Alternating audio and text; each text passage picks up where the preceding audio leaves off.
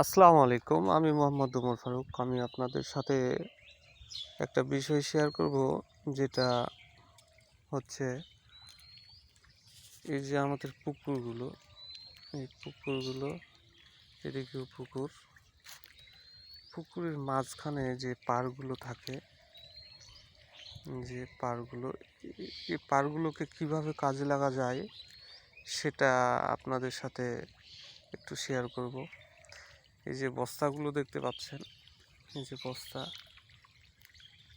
এটা কিন্তু পরীক্ষামূলকভাবে আমরা বস্তাতে মাটি ভরাট করছি। ভরাট করে এগুলোতে আমরা বিভিন্নভাবে পরীক্ষা করব, সবজি বীজ দিয়ে বা আদা চাষ করে, যে কীরকম মানে এই পাড়গুলোকে কাজে লাগা যায়। তো এখানে 15টা বস্তা দেওয়া আছে। তো 15টা বস্তার মধ্যে 2-3টা বস্তাতে আমি ওই সবজির বীজ দিয়েছিলাম। তো এগুলো কেমন রেজাল্ট আসে সেগুলো দেখার জন্য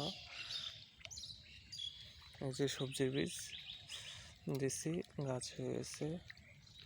আর এই পাশে দিছি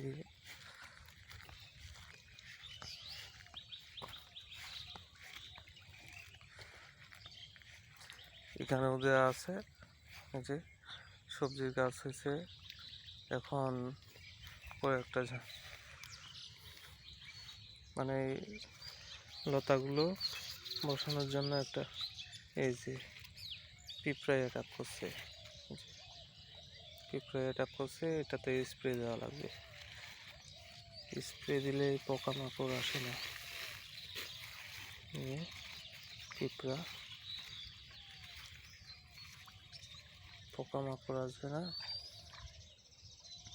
তো আমরা এই বস্তাগুলো দিয়েছি মূলত ওই যে পরীক্ষামূলকভাবে চাষ করার জন্য, যে কেমন রেজাল্ট আসে বা আমরা কিভাবে কি করতেছি। আমাদের পাশেই থাকুন, আমরা আপডেট দেওয়ার চেষ্টা করব।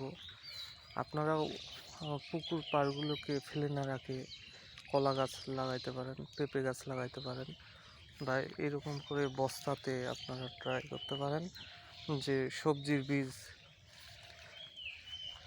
লাগানোর। আর এই বস্তাতে কিন্তু আদা চাষ করা হয়। আদা চাষ করলে একটু ছায়া লাগে, মানে অনেক রৌদ্রতে আদা তেমন একটা গাছগুলো ভালো হয় না, একটু ছায়া ছায়া ভাব লাগে। তো ঠিক আছে, আপনারা ভালো থাকবেন। আমাদের এই পাঁচতারা মৎস্য হ্যাচারি এবং পোলট্রি ফার্মের জন্য দোয়া করবেন। আসসালামু আলাইকুম ওয়া রাহমাতুল্লাহ।